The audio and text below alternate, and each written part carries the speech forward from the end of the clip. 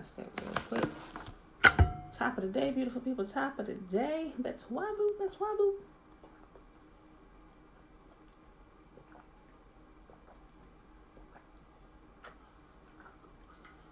TT, hey girl, hey.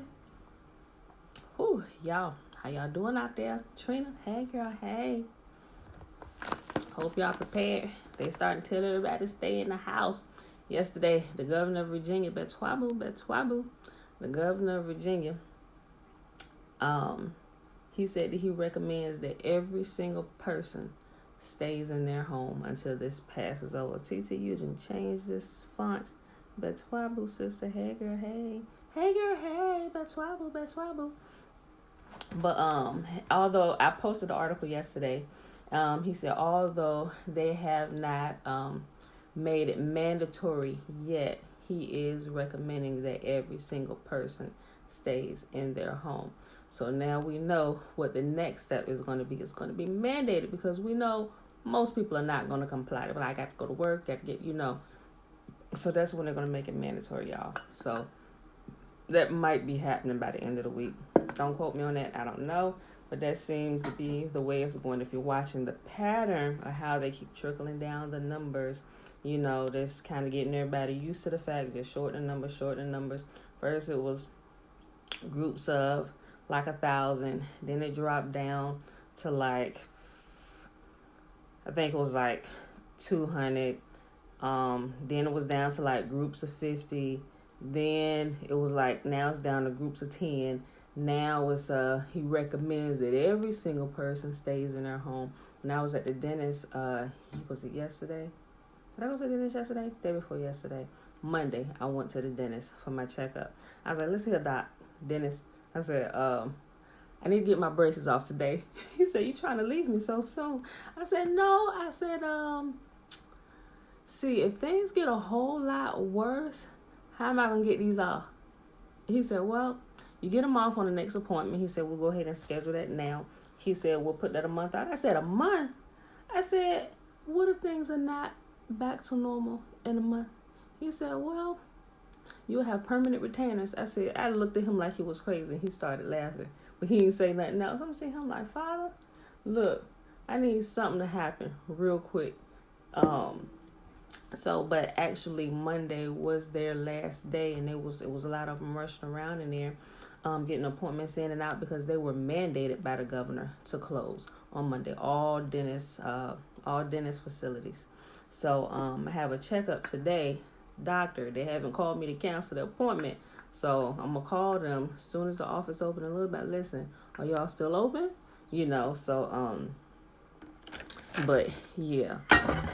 So facts. My way now.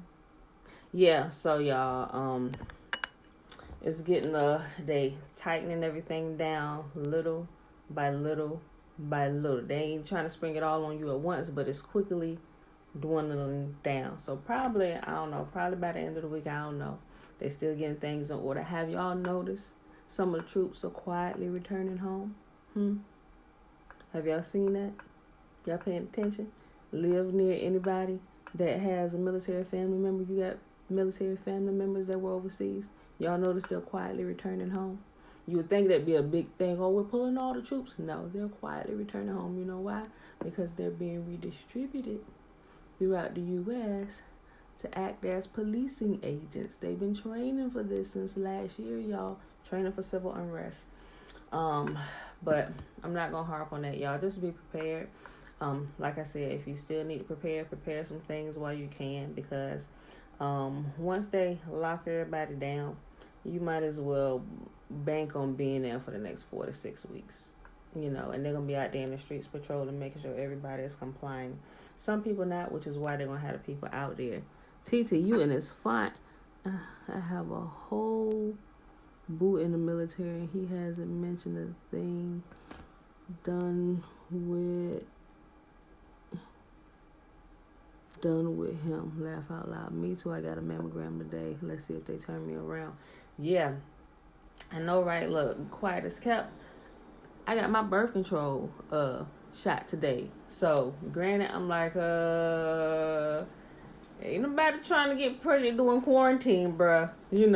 So I'm thinking, look, and as soon as I'm like, Father, please, I was like, okay, well, I don't know that I want to get it. I don't want to keep pushing the poison in my body, but I don't know how long we're going to be on lockdown. And I'm definitely not trying to get pregnant again. We already got 6 kids. Boom. And I started thinking about the scripture, warn to those pregnant women, pregnant and nursing women during those times. I'm like, yeah, I ain't trying to be one of them. I already got a 3-year-old. Yeah, so I'm just like, oof, Father, if I ain't supposed to get it, when I call them, they're going to be shut down. Then we just got to be extra careful. We're going to have to pray and ask you to close my womb.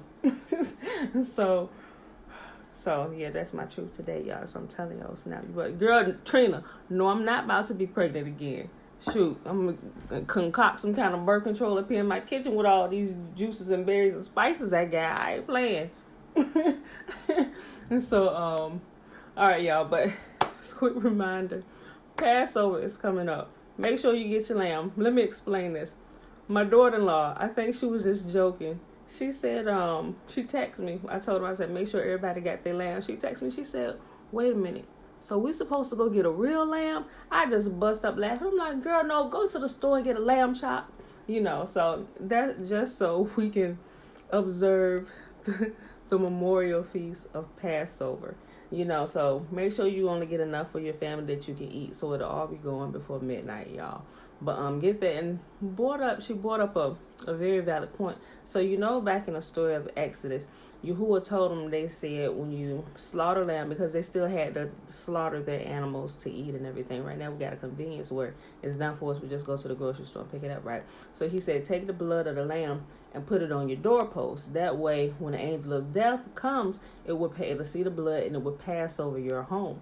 And that was a command for everybody. And even some of the Israelites, if they did not do it, the death angel took their firstborn, man and beast. So, and there was a great cry that went throughout Egypt, that was heard, because they didn't do that. So my daughter, in-law Tara, she said, so should we be putting lamb's blood on our doorpost? I was like, what, Tara, you got a point. And I'm about thinking that we probably should. We may not have enough to smear all over.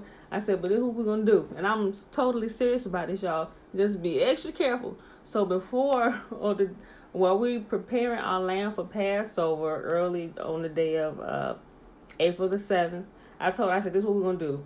Because it's only so much blood that comes in there when you buy lamb chops from the store, right? So I was like, whatever little blood is in that pack, just take a dab of it and put it on your doorpost. Alicia said, girl, we're going to put it on all entrances, every window, the garage, upstairs, downstairs, front and back door. I said, you got a point. I said, okay. So just take a dab. We're going to put it on the doorpost, front and back door, all the window entrances, and the garages. So we just want to be extra careful with what's going on. Think about everything that's going on in the world, the culmination of the 400 years of Yahuwah's people being released. And we're coming up on Passover, and they're confining everybody to their homes. So everybody's home, at least y'all's people, we got our own little mini Goshens all around the world where we are scattered. See, Trina thought about that son. I'm telling y'all, we're going to do this thing just to be on the safe side. So whatever happens during Passover this year, we're going to be safe and we're going to be covered. Father, we got a lot of lamb's blood from this pack of lamb chops. It's a memorial feast, and we're observing it the best way we know how while we are still in captivity here in our captor's land, right? So we're going to take a little bit of this lamb's blood before we put these lamb chops in the oven or crock pot or however we're going to cook them. And we're going to dab the entrances. Father, we thank you for protecting us on this Passover. I'm so serious, y'all. So do it. We're just going to be extra careful. I had a couple people texting me like, girl, I'm out here looking for lamb. Then somebody found a lamb at, where was she at? I got mine from Harris Teeter. Last year, Food Line had them, but I think they were out. So I went to Harris Teeter. Where'd she get hers from? I forget what store she said she found hers at, but she got hers. So, yeah, we've been talking about this. I'm like so serious about this, y'all. So we don't really know what's going to happen, but I know everybody going to be in their mini Goshens, so. All right, yeah, I'm done running my mouth. So, y'all, it is Wednesday, March the 18th, 2020, and we are on day 100. We are on 1 Kings 10, 11, and 12. So let's go ahead and we're going to read through this real quick here today, y'all.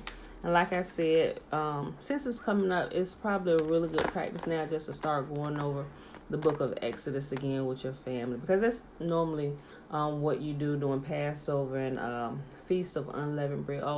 Feast of Unleavened Bread begins the very next day after Passover, and that feast you are not supposed to eat anything with yeast in it for the whole 7 days, which represents them when they left out of Egypt the night after Passover. They left before their bread could rise, so they were eating all through that next week. They were eating unleavened bread. So it's Passover and the Feast of Unleavened Bread. So you can make unleavened bread. If you can still get to the store, you can buy some matzah. They have it. You can, I don't know. They might still have it. They might be out. I don't know. But you can buy it. So, all right, y'all. 1 Kings chapter 10. And when the queen of Sheba heard of the fame of Solomon concerning the name of Yahuwah, she came to prove him with hard questions. And she came to Jerusalem with a very great train, with camels that bear spices, and very much gold, and precious stones. And when she was come to Solomon, she communed with him of all that was in her heart. And Solomon told her all her questions, and there was not anything hid from the king which he told her not. Y'all, I feel like, hold on. No, because I'm looking at my book.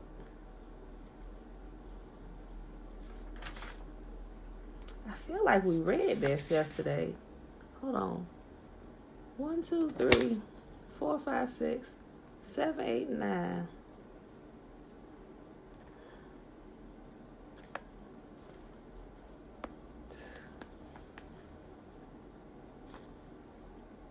I swear. But I got it all written out. Didn't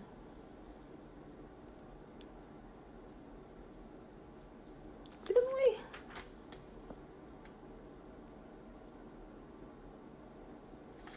Today is Wednesday.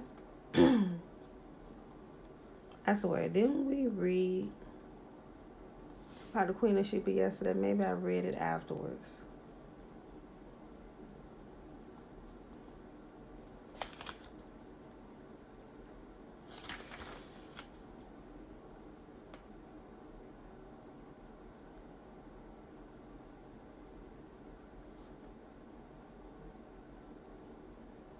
Okay. All right. Maybe it was me reading afterwards. After the video, y'all. Okay, maybe. But okay. I got it. Everything what I didn't miss any chapters in my book from what I wrote. It must have been me reading afterwards after I got done reading yesterday. Okay. And when the queen of Sheba heard of the fame of Solomon concerning the name of Yahuwah, she came to prove him with hard questions. And she came to Jerusalem with a very great train, with camels that bear spices, and very much gold and precious stones. And when she was come to Solomon, she communed with him of all that was in her heart. And Solomon told her all her questions, and there was not anything hid from the king which he told her not. And when the queen of Sheba had seen all Solomon's wisdom, and the house he had built, and the meat at his table, and the sitting of his servants, and the attendance of his ministers, and their apparel, and his cupbearers. Yes, I read this yesterday, y'all. Because I remember saying there was no more spirit in her. I must have just read an extra chapter yesterday. Am I tripping, y'all? I read this yesterday. I did. I'll read it again. Okay. And Solomon told her all the questions. There was not anything hid from the king which he told her not. And when the queen of Sheba had seen all of Solomon's wisdom, and the house he had built, and the meat at his table, and the sitting of his servants, and the attendance of his ministers, and their apparel, and his cupbearers, and his ascent by which he went up into the house of Yahuwah, there was no more spirit in her. And she said to the king, it was a true report that I heard in my own land of thy acts of thy wisdom. Howbeit I believed not the words until I came, and my eyes had seen it, and behold, the half was not told to me. Thy wisdom and prosperity exceeded the fame which I heard. Happy are thy men, happy are these thy servants, which stand continually before thee, and that hear thy wisdom. Blessed be Yahuwah thy God, which delighteth in thee, to set thee on the throne of Israel, because Yahuwah loved Israel forever. Therefore made he thee king to do judgment and justice. And she gave the king 120 talents of gold, and of spices a very great store, and precious stones. There came no more such abundance of spices as these which the queen of Sheba gave to King Solomon. And the navy also of Hiram that brought gold from Ophir, brought in from Ophir great and plenty almug trees and precious stones. And the king made of almug trees pillars for the house of Yahuwah, and for the king's house harps also and psalteries for singers. And there came no such almug trees, nor were seen unto this day. And King Solomon gave unto the queen of Sheba all her desire, whatsoever she asked, besides that which Solomon gave her of his royal bounty. So she turned and went to her own country, she and her servants. Now the weight of gold that came to Solomon in 1 year was 666 talents of gold. Besides that, he had the merchantmen, and of the traffic of the spice merchants, and of all the kings of Arabia, and of all the governors of the country. And King Solomon made 200 targets of beaten gold, 600 shekels of gold went to one target. And he made 300 shekels of beaten gold, 3 pounds of gold went to one shield. And the king put them in the house of the forest of Lebanon. Moreover, the king had made a great throne of ivory and overlaid it with the best gold. The throne had 6 steps, and the top of the throne was round behind. And there were stays on either side of the place of the seat, and 2 lions stood beside the stays. And 12 lions stood there on the side, and on the other upon the 6 steps. There was not the like made in any kingdom. And all King Solomon's drinking vessels were of gold, and all the vessels of the house of the forest of Lebanon were of pure gold. None were of silver. It was nothing accounted of in the days of Solomon. For the king had at sea a navy of Tarshish, which the navy of Hiram. Once in 3 years came the navy of Tarshish, bringing gold and silver, ivory, and apes and peacocks. So King Solomon exceeded all the kings of the earth for riches and for wisdom. And all the earth sought Solomon to hear this wisdom, which Yahuwah had put in his heart. And they brought every man his present, vessels of silver and vessels of gold, and garments and armor and spices and horses and mules, a rate year by year. And Solomon gathered together chariots and horsemen, and he had 1,400 chariots, and 12,000 horsemen, whom he bestowed in the cities for chariots. And with the king at Jerusalem, and the king made silver to be in Jerusalem as stones, and cedars made he to be as sycamore trees that are in the vale for abundance. And Solomon had horses brought out of Egypt, and linen yarn. The king's merchants received the linen yarn at a price.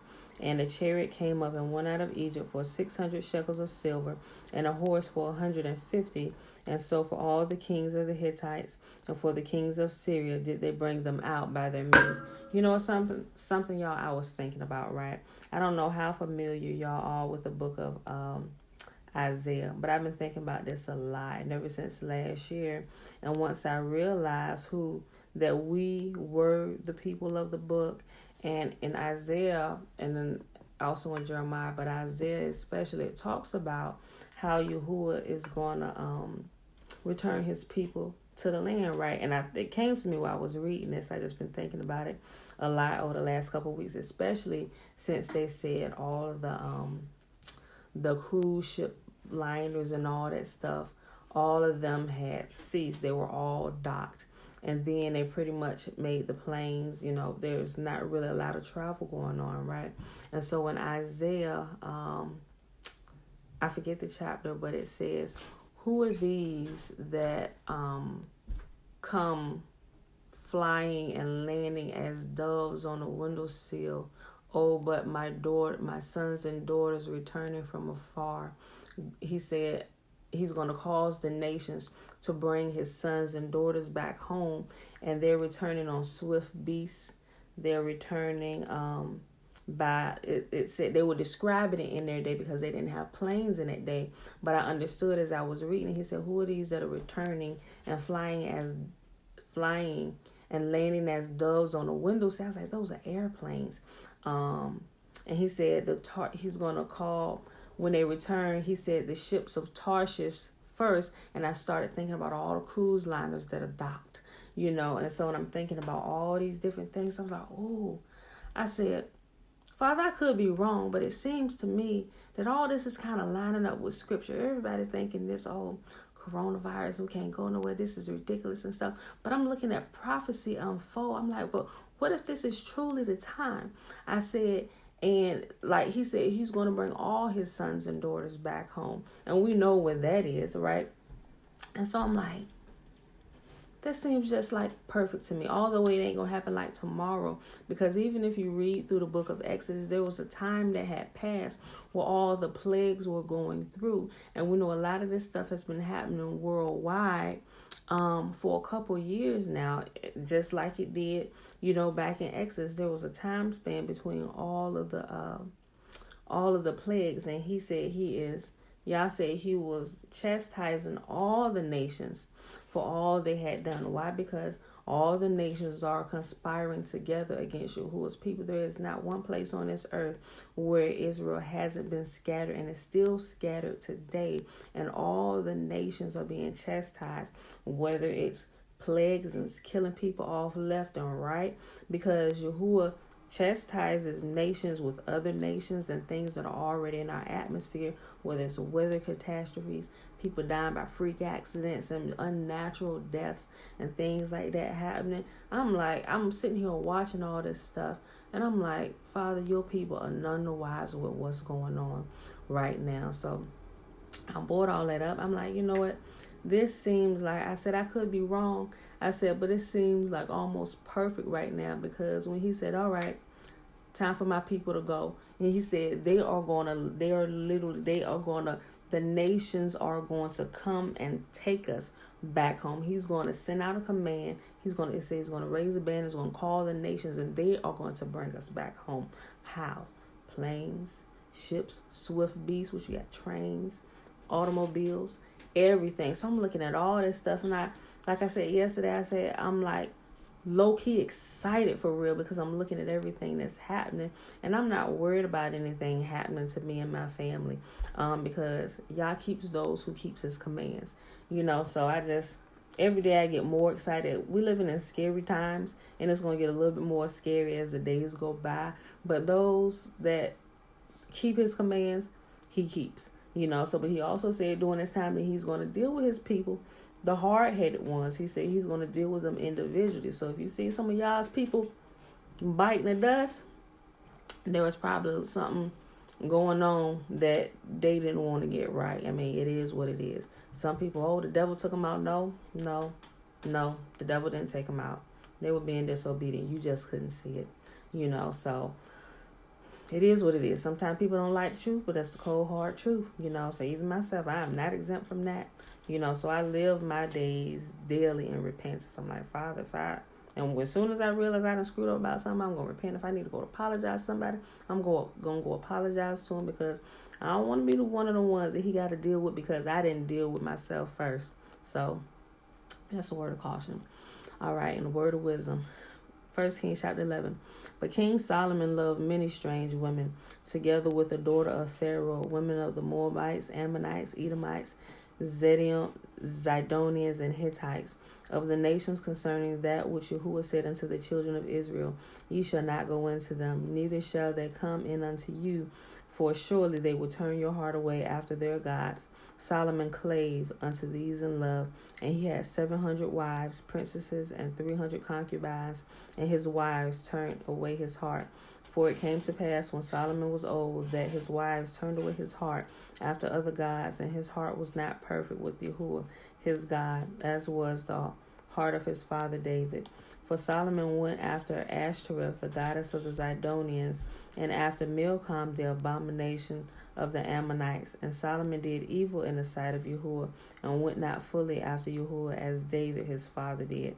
Then did Solomon build a high place for Chemosh, the abomination of Moab, in the hill that is before Jerusalem, and for Molech, the abomination of the children of Ammon. And likewise did he for all his strange wives, which burnt incense and sacrifice unto their gods. And Yahuwah was angry with Solomon, because his heart was turned from Yahuwah, the God of Israel, which had appeared unto him twice. I know for sure we read this yesterday, y'all. I read this yesterday, and I must have skipped over 7. Guys, I'm tripping. I know we read this yesterday. We must need to read it again. I don't know, y'all. I know I'm not tripping now because I know for sure I read this out loud.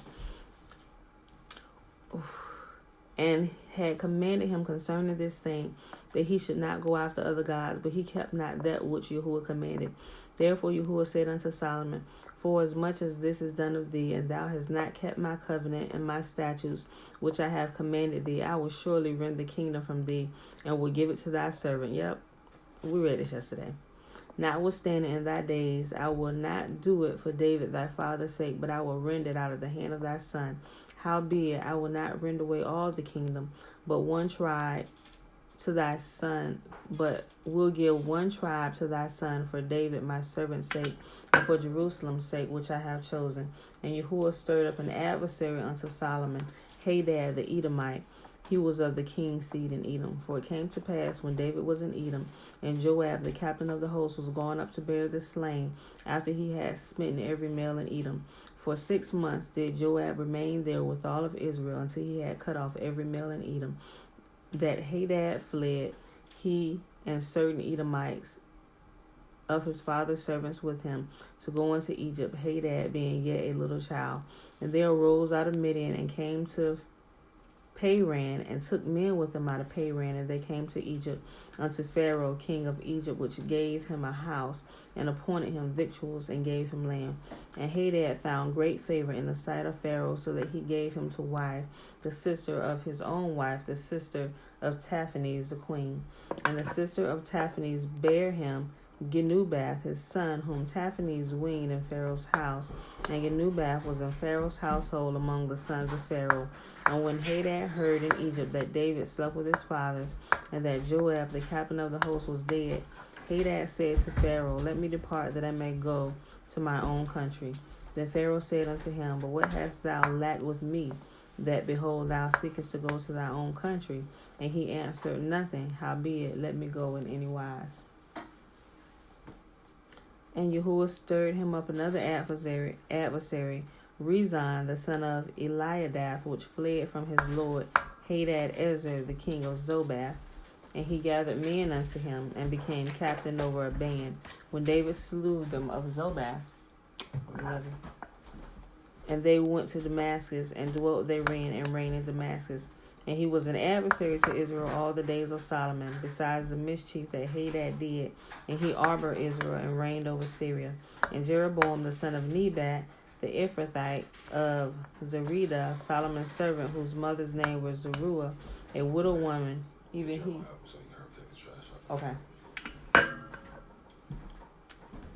Even he lifted up his hand against the king. And this was the cause that he lifted up his hand against the king. Solomon built Milo, and repaired the breaches of the city of David his father.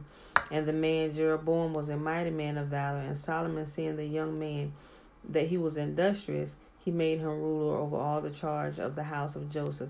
And it came to pass at that time, when Jeroboam went out of Jerusalem, that the prophet Ahijah the Shilonite found him in the way, and he had clad himself with a new garment, and they too were alone in the field. We surely read this yesterday, y'all. And Ahijah caught the new garment that was on him, and rent it in 12 pieces. And he said to Jeroboam, take thee 10 pieces, for thus saith Yahuwah, the God of Israel, behold, I will rend the kingdom out of the hand of Solomon, and will give 10 tribes to thee. But he shall have one tribe for my servant David's sake, and for Jerusalem's sake, the city which I have chosen out of all the tribes of Israel, because that they have forsaken me, and have worshipped Ashtoreth, the goddess of the Zidonians, Chemosh, the god of the Moabites, and Milcom, the god of the children of Ammon, and have not walked in my ways, to do that which is right in my eyes, and to keep my statutes and my judgments, as did David his father. Howbeit, I will not take the whole kingdom out of his hand, but I will make him prince all the days of his life for David my servant's sake, whom I have chose, because he kept my commandments and my statutes. But I will take the kingdom out of his son's hand, and will give it unto thee, even 10 tribes.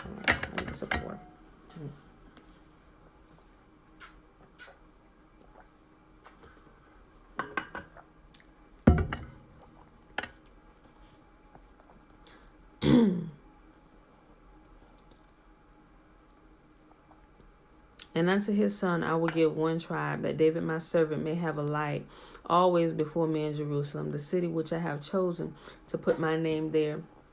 And I will take thee, and thou shalt reign according to all that thy soul desireth, and shalt be king over Israel.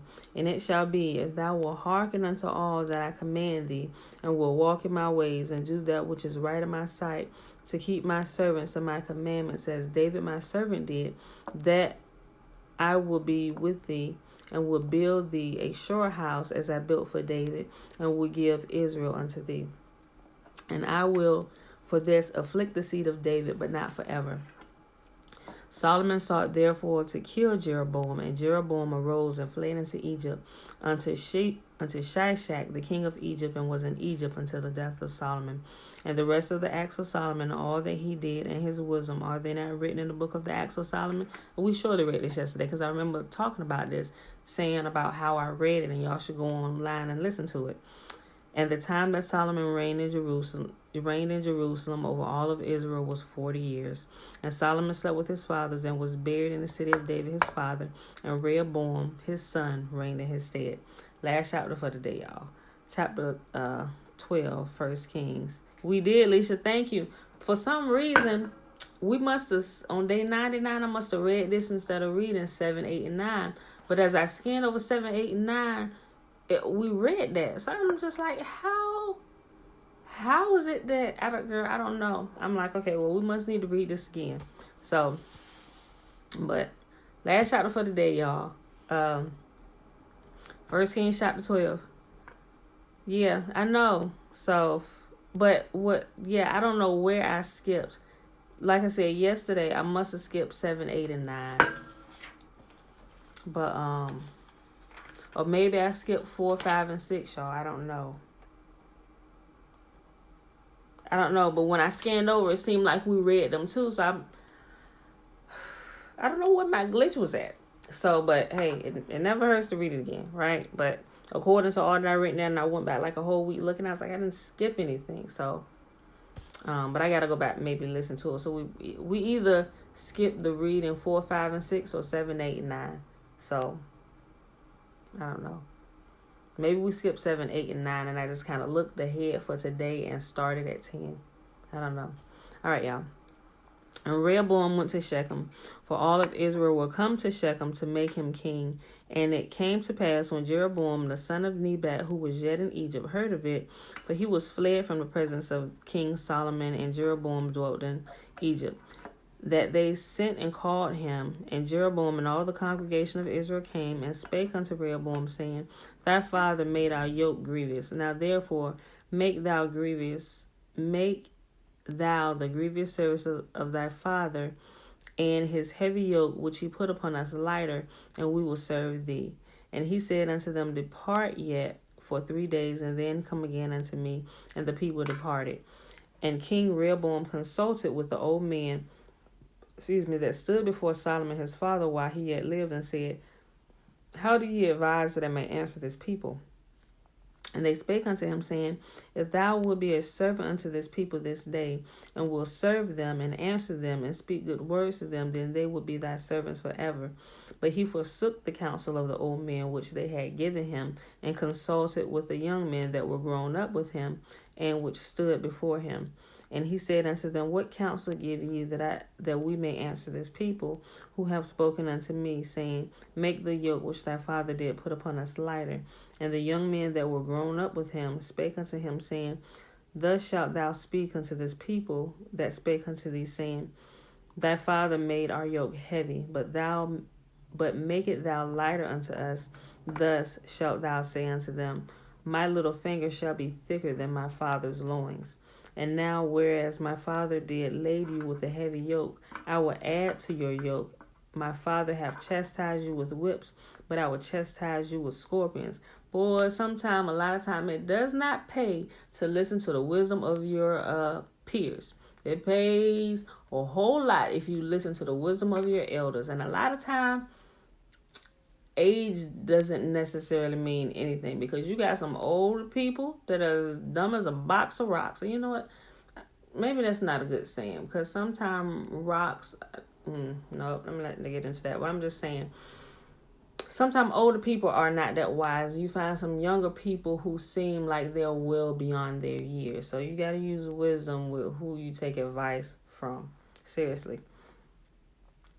So Jeroboam and all the people came, because we're going to see right here in a minute that by him forsaking the wisdom of the elders, those who counsel his father, and taking the elders of his idiot friends he grew up with, this is where the kingdom was stripped away. The entire kingdom, all 12 tribes, was stripped away from him, and he was left with one. But Yahuwah willed it to be so, because he had already told Solomon that this was going to happen. So this right here was just the catalyst for that to happen. So Yah set it all up. He was behind it the whole time. But still, it pays to listen to those who are wise. And you can tell people are wise by looking at the fruits of their life. Don't just take their word for it. Sit back and watch their life. Seriously. That's how you can verify the wisdom of those who give it to you.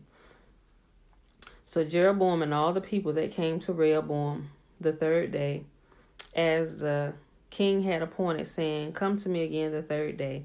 And the king answered the people roughly, and forsook the old man's counsel that they gave him, and spake to him after the counsel of the young men, saying, "My father made your yoke heavy, and I will add to your yoke. My father also chastised you with whips, but I will chastise you with scorpions."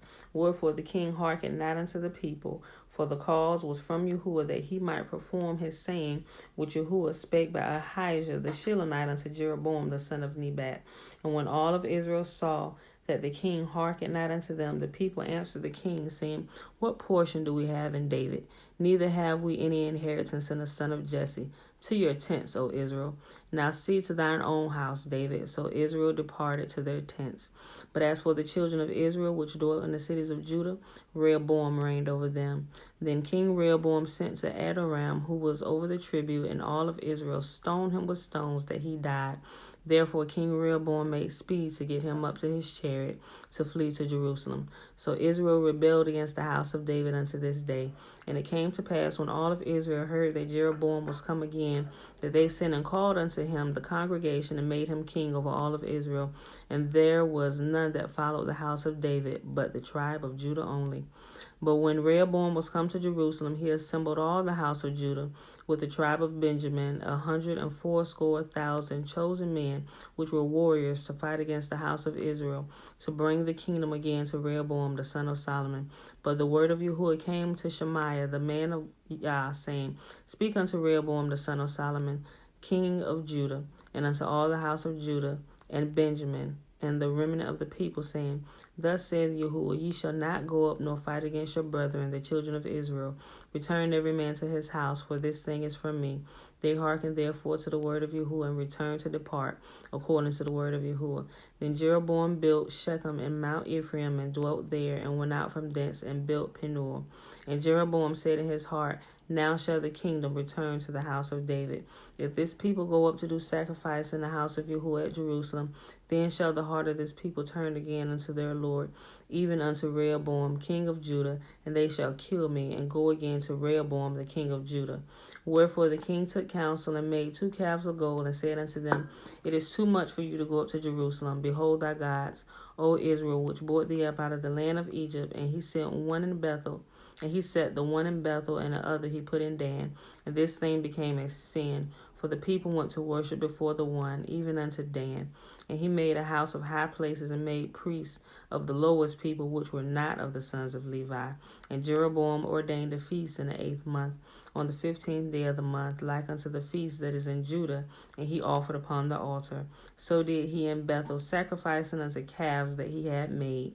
And he placed in Bethel the priests of the high places which he had made. So he offered upon the altar which that he had made in Bethel, the 15th day of the 8th month, even in the month which he had advised of his own heart, and ordained a feast unto the children of Israel. And he offered upon the altar, and burnt incense. And that, my beautiful people, is the reading for today. All right, so that was 1 Kings 10, 11, and 12. It is day 100, Wednesday, March the 18th, 2020. All right, y'all, I done ran my mouth enough, so let's go ahead and do this blessing and get about our day. Some of us are already home. Yeah, some of these homeschool memes are cracking me up. Let me tell you something.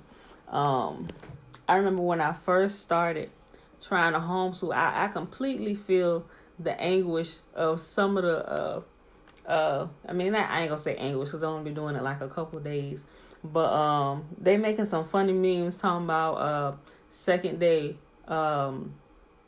one of their kids then skip school, and I'm sure y'all done seen them. One of them been already expelled and everything. I was hollering because almost, I want to say, maybe almost 10, maybe 8 years ago. Yeah, 8 years. About 8, 9 years ago, because Josh is 9. When I first decided I want to homeschool, let me tell you, I homeschooled for a year. Then I put them jokers back in public school because I was so unprepared, and my own kids drove me up a wall. Imagine, I only had 3 at the time. Joshua was a baby. We got 6 kids now, but at that time we only had 3. Elijah and Jeremiah. Elijah was skipping school every day. I mean, not doing his work and stuff. And Jeremiah, I used to get calls from his teacher, the guidance counselor, everybody from him, because he had so much energy. He was really, really overactive and stuff. And so he was doing the most. He couldn't keep still. I was getting frustrated. And mind you, I was still doing a lot of paperwork for our business, and I was doing it from the house and everything. And I decided to homeschool him because he was getting in trouble so much. I'm like, he was missing things because he was talking all the time. I was like, okay, let me try and fill in some gaps here. We'll bring him home and get him up to par, and then we'll put him back in. So brought him home. Boy, they pissed me off so much that year. I'm like, oh my God, no wonder your teacher's calling me all the time. You ain't doing nothing, you ain't paying attention, you ain't doing your work, you got all this stuff, you're not listening to me. Boy, I feel the pain. I feel the pain of some of you parents, that you might get frustrated in the days to come. Let me tell you something. I was so unprepared with my own child and teaching him. It taught me so much. Boy, I almost had to enter myself into rehab, and I called my Aunt Tina to help me. Boy, I was like, if anybody can handle Jeremiah, my Aunt Tina can, because she is absolutely amazing with kids. So I was like, Aunt Tina, I need your help with homeschool. And she was like, oh, what you need? She said, she worked with kids in school, after school. She, all this stuff. Boy, Aunt Tina down.